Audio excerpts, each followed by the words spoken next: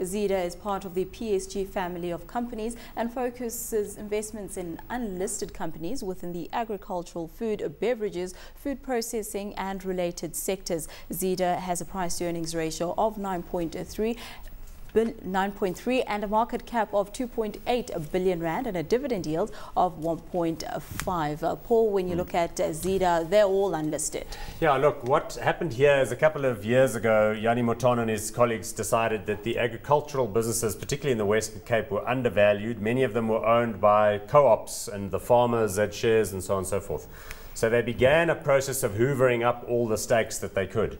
In the process, they got themselves to a fairly serious chunk of Pioneer, because Pioneer in turn was owned originally by the co-ops. So Pioneer, of course, is Ceres and Bacomo and all those food brands and breads and so on and so forth. The other big stake is between them and the Ruperts. They managed to get control of Cape Vin, which is in turn KWV, which is in turn Distel. Because Distel is the combination of old distillers and Stellenbosch Farmers Winery. So it's all the liquor businesses in the Western Cape. So those two are the core, but recently they've started buying other stakes in co-ops, and they bought some farming and agricultural businesses based up in Zambia recently. So really what it is, it's a fund which you can buy, which in turn gives you access to agricultural and food production businesses, farming businesses, which is somewhat unusual because there aren't that many of those available on the market. The only problem is, again, they've got a management fee in there. PSG charges, I think it's 1% or 2% per annum, plus a percentage above a benchmark, which is the JSE Food and Beverage Index. And when you look at the agricultural sector, what do you make of it right now? We know that Zeder, most of these businesses are within that. Yeah, look, we believe that sort of the big three themes going forward globally will be, food, water and energy. I mean, there's definitely a scarcity of supply and we are running out of arable land to an extent.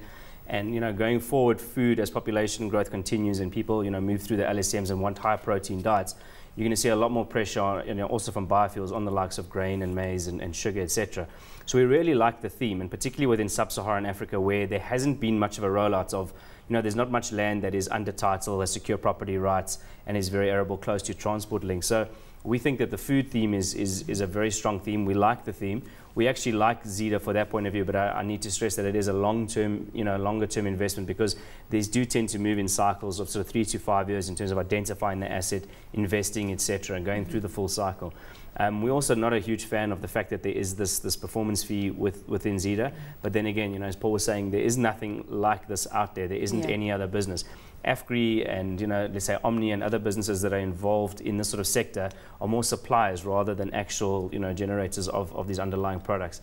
Going forward, we expect some acquisitions out of Zeder, and we think it's a good play on sub-Saharan Africa as well, which is another theme that we like going forward. Looking at the share price, Paul, it's been rather volatile. Is this one that you'll be getting into?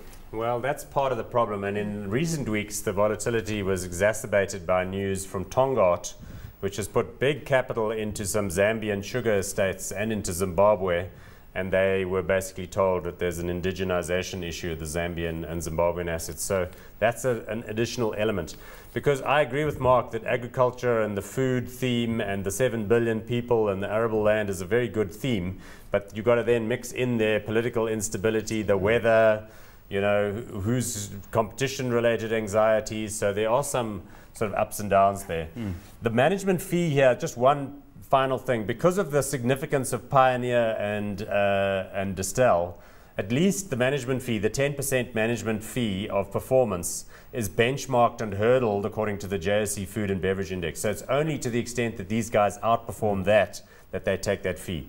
Whereas the Renette one we were talking about earlier, they take 10% of everything, alles, they gryp at the end of the year. So I don't know, this one at least I think is honest, reasonably honest. So you're hot on it? No, I'm not hot. Well, I like the agricultural thing. Okay, hot. Okay. Hot. Mark, are you hot or not? We, like I was saying earlier, it's very geared to the soft commodity sort of play. So we really like that. I think the shock will always be from the supply side in terms of droughts and political instability, etc. So we like that theme, and therefore if we're taking a longer term view, because liquidity, the reason it looks like such a mess is because there's no liquidity and get moved around very quickly. But otherwise, yeah, we like the stock. We'll see hot. Two hots on Zeder.